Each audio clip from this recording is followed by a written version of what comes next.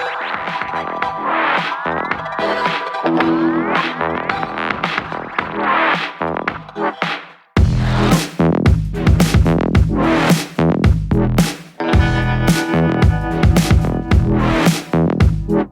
everyone, and welcome to 30 Minutes Exploring Coaching, a channel where leaders and world-class coaches gather to share information and wisdom on coaching and you for the benefits of all. Today, I'm so honored to have with me here the founder of EQ Biz Academy, an academy set up to inspire entrepreneurs to reveal their genius to the world. Well, having an experience of more than 20 years, including teaching at Monash universities, her sought-after expertise is in the areas of marketing research, marketing decision analysis, and marketing insights. Also, brand management and integrated marketing communication. Wow. Welcome, Dr. Yasmin, to 30 Minutes Exploring Coaching. All right. Hi, Remy. Thank you. Thank you so much. Thank you for having me today. I really appreciate it. Well, although Dr. Yasmin, you're from Malaysia, could you share with our viewers here, where are you based at now? Yeah. I'm currently based in Melbourne, Australia. So I have been here for almost 15 years already. Wow. But you do still come back for some nasi lemak and teh tarik once in a while? Yeah, once in a while. But most of the time, my parents will come here. Wow. It's a beautiful city, Melbourne. Well, could you please share a little bit of a background with our beautiful audience out there, like from where you come from a marketing background, and what brings you into these areas of business coaching? Maybe you can share with our viewers out there. Yeah, thank you. Thank you so much, Remy. Basically, yeah, as you know, my background, I'm from Malaysia, specifically from Ipoh, Perak. I'm the only daughter in the family. Despite being the only daughter in the family, I'm how do I say it? Yeah, I like to venture things. I'm a adventurous person. I don't listen to people that much because I love to try here and there. So I guess because of that, when I was in Malaysia, so after finish my Form 5, so I told my dad that I want to go and study overseas. So as you know, like the only daughter in the family. So I have like two brothers. Oh. So of course, the only daughter in the family, like you've been very well taken care of by your parents, like of course, when they heard that I wanted to go and study abroad, of course, they would say no, you know. But then I find my own ways and means on, like because I have this goal, there's this intention that I really want to study overseas. So starting from there, like I work very hard. I'm a person, like if I want to do things, I'll just do it. Like, so I saw from one of the newspapers saying that they give a scholarship. So I quickly, at the age of that, what age? Form 5 is, I think, 17 years old, yeah? Yeah, Form 5. So I fill in the form by myself. Wow. And I applied for the scholarship because I was like, my desire during that time was like so strong. I just want to go and study abroad. That's all. So once I've got, the results and everything, so we have to go through all those interview sessions and so on. So I think because my parents saw, like my dedication, my like my desire, my strong desire that if I want to do things, I really do it. So my parents, at the end of it, like, like they support me. And that's where my journey began.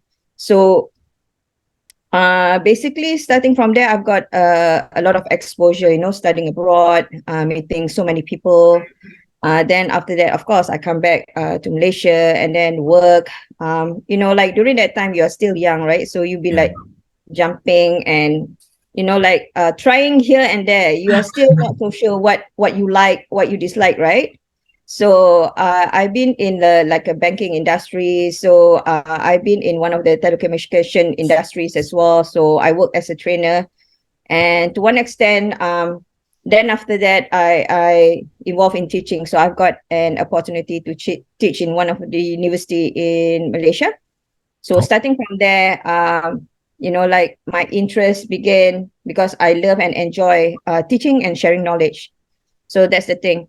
Then after that, of course, I continue my study, doing my masters, and then after that, did my PhD. And I think the subject that I chose, marketing, and I think that is, I would say, the best subject that I really love. And sometimes it's just, I don't know how to say it, because some people, when they study, they choose certain subject, they don't like it, right, Remy? Yeah, yeah. So it happens to me also when I studied. One of the program is information system and technology master's Uh, study, and I just hate it.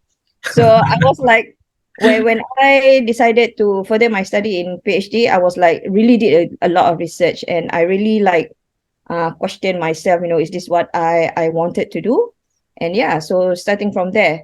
So how I begin the journey now, like from teaching to yeah, become an entrepreneur. To yeah. tell you the truth, Remy, since I was young, at the age of 7 years old, I already started running my own business. Wow. 7 years old. You are 7 years old. What standard one? Standard one? Yeah, Yeah, before standard one. even prasekolah. So I sold, like the Hari Raya card. Ah, yes, yes, So every time there's an Hari Raya, so every year my friend knows already that I'm going to sell. So I bought the card for 5 cents and I sell it for 10 cents. So you just wow. imagine every year I make a profit around 50 Malaysian ringgit. I think like during that time, it's like a big amount of money, correct? Yes, that's a big amount way back then Yeah. for prasekolah student. Exactly. Yeah.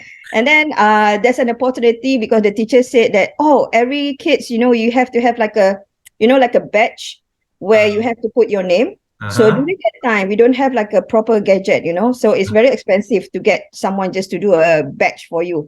So Mhm. what I did is I bought like a equipment, when you press, you can press the alphabet, like Ah, R, J, yes, A, and yes. it become like a sticker, and then you stick it. Uh-huh.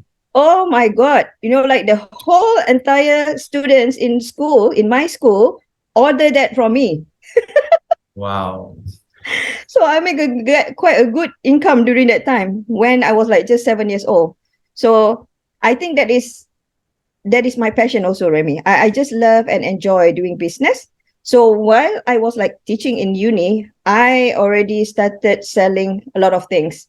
I joined the MLM, and then after that, like small things. I just sell whatever things, like the kain batik. Ah, I just yes. love selling. I just Wow. enjoying it. And I just love like connecting with people, while connecting with people, you talk about your products and then all of a sudden people buy. So for me, it's like a very enjoyable journey, experience for me. Yeah. But starting then after that, I become more and more serious. Mm. So initially in the past, I have experience open up my own laundry business. Oh, So laundry. I think I have during that time, I have about 13 staff. However, during that time, I'm still learning, like um you have no idea, like as an entrepreneur, there's so much things that you have to learn. Yes. So I would say that for the first business, I failed. But then I've learned from my mistake. When I said fail, meaning like it's not just fail, meaning like it involve a lot of cost. Yeah. It's very expensive, especially once you make a decision wanting to invest in your business. However, as having that blood as an entrepreneur, you never want to give up. That's the thing about entrepreneur. You always have that mindset because you're always curious, like, okay, why is this fail? What is this not working? And then you get up again, and then you try again, and then you invest again, and then you lose more money. That's the cycle that is actually happening to me. Like when I saw many of my friends, oh, they went traveling, they have money, they purchase, the property and so on. And here I am, financially, it's like going up and down, up and down to really reach to the point where I am today. So I feel very grateful and thankful with the experience, two times going bankrupt. So Wow. I know the feeling of being a bankruptcy, that fear, that feeling of not good enough, the fear of being judged by people, and Yes. also the fear whether can you put the food on the table for yourself or even for your children. So Yes. I've experienced all those moments. However, because of my experience now, Remy, so that's the reason why I'm now into the coaching and training business because of my experience, because when you have that experience of going through, you feel and you can taste the painfulness, that struggle, that sacrifices and everything. So for me, why I'm into this coaching business now is because I wanted to help people, and I do not want people to be where I was before, because it's difficult, because you have to like put yourself back on track. It's not easy. However, because nowadays with the technology and everything, so the education is much more transparent. So you can Yes. get the support more easily compared to myself during like 20 years ago and so on. Yeah, so that's how my journey began, Remy. Simply amazing and inspiring. I Thank can you. totally resonate with what you share, the hardship and the challenges that an entrepreneur face. I myself has been in the entrepreneurship for more than 25 years, and Uh, it's like a roller coaster ride. uh, I have to admit that. yeah. It's only very, only people in went through this only will understand. So that's why it's yes, very important to be in the circle of people. If you want to involve and being a successful entrepreneurs, you should be in the right circle of people who have that experience, running a business. yes. Like they even, like, some of them fail their business, but you can actually gain some knowledge, and learn something from those people as well. Yeah. Well, interesting. I heard that you just published a book, right, with the title She Inspires Leaders, where you Yeah. showcase the narrative of a group of women's entrepreneur and their leadership journey inside the books of the contents of the book. So tell us more about this amazing project of yours. Yeah. Oh, thank you so much. I am super, super excited. So we just had our first soft book launch yesterday, and we received such an amazing response from the audience. So I'm so thrilled. I'm so grateful. We made that decision last year in April. We started with a small group of women, Mm, and they have actually invited me to lead this project. So it was very, very challenging. And because we don't have that much knowledge and experience, however, because of our intention is very clear. So initially, how we started is like all these ladies, we just want to write a book, but not just a book. We thought that that book will become a lead for us, because majority of those ladies, they are business women also. So they wanted to market their business, about themselves. They are trying to find what are the platform that uh, they can actually market their business and so on. So I said yes, and then let's do it together. So then after that, we kind of like supporting each other, and then trying to commit and work together. There's a lot of, as I would say, challenges, trying to get people together and come up with the stories with the specific timeline. Like you have to do a lot of coaching with some of these women, because majority of these women, they are considered new in writing a book, so there's a bit of fear. So you got to really understand, because different women has different, how do I say it, like different phase, whether some of them, they can be very fast, some of them is a bit slow, so you really have to understand it. However, going back in terms of our intention, as I said, initially our intention is to write a book and to support each other so that we can become more accountable. Because writing a book by yourself, Remy, I tried so many times, okay? It doesn't happen. It goes like page number 1 until page number 20, and then after that, it's just keep quiet. yeah, it So requires that's the lots reason of why. commitment, right? Exactly, commitment, discipline. You really need someone to push you. And then I'm glad that all these ladies, like when someone, like feel demotivated, another person come and support. And then all of a sudden this person feel motivated, another person support. So I think working in a group is really, really work for us. That uh in the situation where we manage to complete the manuscript on time. So what happened is, when we have completed all those manuscript and so on, we started to read each other's stories. So starting from there, I was like, wow, this is so interesting, like so unique. And all of a sudden, every one of us just changed our direction and focus. And we started to think like, hey, ladies, this book is actually it's not about us anymore. It's about the people who really needs help. So I keep on mentioning to the ladies out there, like this book, She Inspires Leaders, is not just a book. It's a voice of hope and inspiration. It's a voice to help people out there who might be struggling, who might be going through some calamities or difficulties, who are about to give up, whatever that they are doing and so on. So from there, our direction seems to change. And we wanted to showcase this book as a voice to inspire the people out there not to lose hope too soon. So, yeah. Simply amazing. You really inspire a lot of women to come into this Thank you. platform of entrepreneurship. Well, Yeah, thank you so much. yeah. Yeah. I understand that recently, I think maybe in the beginning of this month, you will be invited to this Melbourne, one of Melbourne's top radio station, 3ZZZ Suara Melayu Yeah, Melbourne, triple Z. Triple Z. Yeah. Yeah. Well, perhaps I'm sure there are many out there who have missed that part of the broadcast. Well, now Yeah. please share with them or share with me, including that what we have missed out or what you have been voice out to the world there during that broadcasting session. Yeah. Ah, thank you, Remy. You've been following me, huh?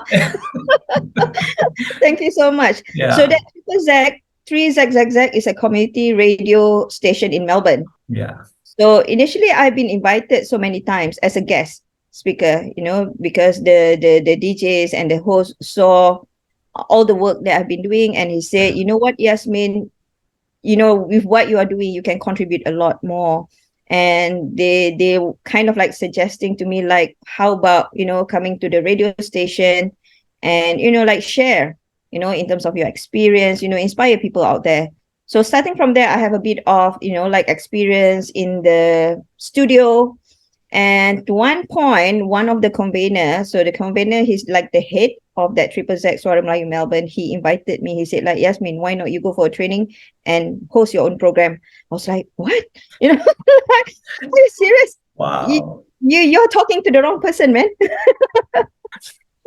But however, Remy, sometimes in life, when you've been into this situation where people ask you something to do something, sometimes you just got to believe in your guts, believe like maybe this is something good without knowing what is going to happen. So I just say yes, right? Because I know my intention is I just want to help people, to support people, because my passion is to inspire women, to bring their confidence level, to help them to achieve their dreams. So starting from there, I trained myself to become a host, and then they allow me to come up with my own program. So what happened, because, like as entrepreneur mindset, you always, like thinking outside the box. So I was like, wow, like with my book, I leverage the platform. So instead of just the book, so we are now leveraging the platform. We call it as a global women success, where on that platform is not just showcasing our book, but I also collaborate with the Triple Z to come up with a podcast platform so that these women can showcase not just writing a book about their stories, but they also can share their stories in podcast on a radio platform. So which means that I'm helping all these women, including myself, let's work together and leverage and grow together. So that's how I see, because I remember, Remy, last year, someone told me, I heard this one African proverb: if you want to go fast, go alone. But if you want to go far, go together. Yeah? yes, definitely, totally agree. Oh, it seems that not only you've been given a chance to voice the ideas and all that inside your mind, but you've been given a lot of opportunity for others as well, women as well, to voice Yeah. out, right? what they feel towards entrepreneurship, what are the challenges that they are facing, the Yeah. hardship, right? So that I think this is a wonderful idea to let them know that you are simply not alone in the journey. Yeah, that's right. And as an entrepreneur, I've learned a lot, Remy, because initially I have this mindset, like you as a solopreneur, you do everything. You have to do marketing, you have to do sale until you become so exhausted and drained. So to one extent, I feel stuck, like, oh my God, it's just too much for me to grow. I Yeah, can't cope anymore. So the moment when I change my mindset, my mentor keep on saying to me, like, he keep on saying, Yasmin, you got to learn how to leverage your business and you can't do it alone anymore. So what you need to do is to get more people to be together with you. And it's very important. I heard from what's the Alibaba, Jack Ma. Jack Ma. If Yeah, you wanted your team, if you wanted to grow your business and become successful, you must always hire people who are more intelligent than you. But yeah. I agree. I totally agree because if you were to hire people and you always wanting to become the best from all your team, you will end up doing all the thinking, doing all the work. You know what I mean? But if Yes. you have the team members who are smarter than you, they have their skills. You have your skills. This person have their talent. So you combine and partner together, and that's how you can start growing your business faster. I love this new culture. I love this. Well, I still remember during last time in the 80s or 90s, a lot of even corporate people, they have this mindset that if I were to hire someone smarter than me, I will lose my job. Yes, that's right. Agree. That's Yeah. a very sort of like a limited way of thinking culture. So if you open up, well, not necessarily the person will overtake you. You will grow together as a team. And like So what you shared, you go very, very far in that kind of mindset. exactly. Because this is the concept of this mindset I learned from the book written by John Maxwell. So that is where I started to change, shift a bit in terms of my mindset. You as a leader, Hmm. your job is to grow another leader. So it's not just about you growing alone. So it's no longer about you. It's like everything moving and growing together. So I've been very, very aware. So every time when I communicate with people or even with my team members, I always use the word we or us. So Yeah. I rarely use the word like it's me, it's my book, it's our book. Yeah. Yes, yes. Well, I understand that recently you just elevated yourself to the next level, by being invited by this Diana Abruzzi, the president of IWFCI, International Women's Federation of Commerce and Industry, to showcase your initiative to the global women's success in this coming event in Japan.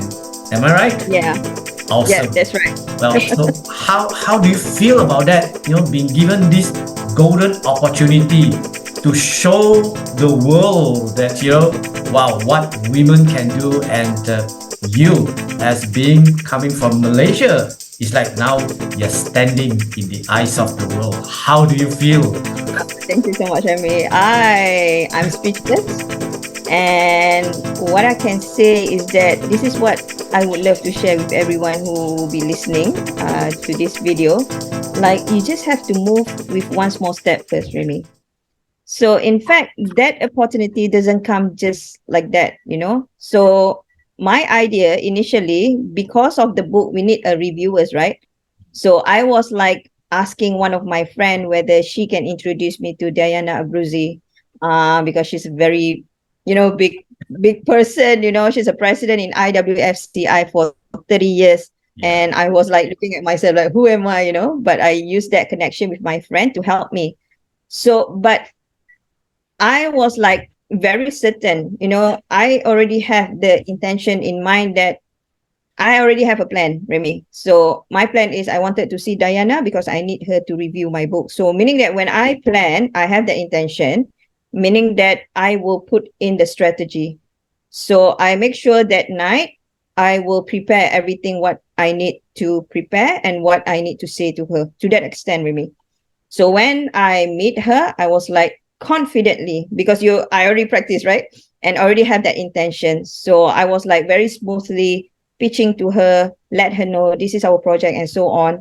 So because of that, so she was like very amazed with what I'm doing with my initiative and so on. And we kind of like connected because during that conversation, our values really match. It's like perfect, Remy. It's just perfect. We were like, wow, we feel like we know each other like 20 years already.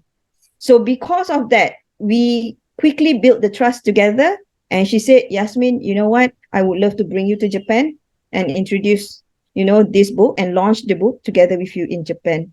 So what I'm trying to say, Remy, like sometimes there's a small opportunity, just take it, just sometimes we might be thinking like, oh, who's this person? Or it's still troublesome. I have to take a tram to go to Melbourne Central, and then I have to go, where is this RACV club to meet this lady? So don't have that excuses, like things will happen when you take that one small opportunity, and definitely it grows. So this is how I see, life as an entrepreneur.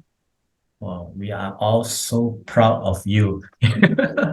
Well, for taking, will be like being with you, to be standing in the eyes of the world, speaking and voicing out what you felt inside, representing a group of powerful women entrepreneur. Well done to you. Congrats. Right. So, okay, being mindful of the time, 30 minutes exploring coaching. Well, with you being you, always usually whatever you talk about and all that always inspire women and all entrepreneurs from all angle. If there's one key enterprising message that you would like all entrepreneurs to have, not only women but men as well, what would Yep. that be at this, especially at these times of economic uncertainty? Yeah. So what I can share with everyone, every one of you guys have a dreams. You have a dreams, yeah, Remy? Yeah. Have a dreams also. So for you to achieve that dreams, like it's a winding road. It's not easy. However, throughout my experience, going through all those bumpy roads and so on to achieve where I am today, one thing that I want to share with everyone is like, do not wait for the perfect moment to come. Please do not do that. Whatever resources that you have, just do it. So many people I can see out there, they will give a lot of excuses, just waiting for that perfect moment to come, then I will do it. It will not happen. So for instance, like one of my authors yesterday, she was like speaking to me, she was like telling me, like, I want to do this, I want to speak, but we haven't printed out the book. I said, look, the book is ready online. There's a link there. You just go out there, showcase, talk to the people about this book. If you want to know more, the link is here. So just put in the QR code. Like these are the things that I just want to share with everyone, because throughout my experience, Remy, as a leader, I lead and help many, many projects. And I can see not many of the people, how do I say it? I can see so many people are giving too many excuses. And very, very small number of people with no excuses. And it's so hard to find people with no excuses. They will keep on saying, oh, kids problem, I'm too busy. I can't wake up early in the morning. I've been listening to this all the time, Remy. So as a leader, sometimes I observe, because I want, I choose team who are working together with me must already have this mindset.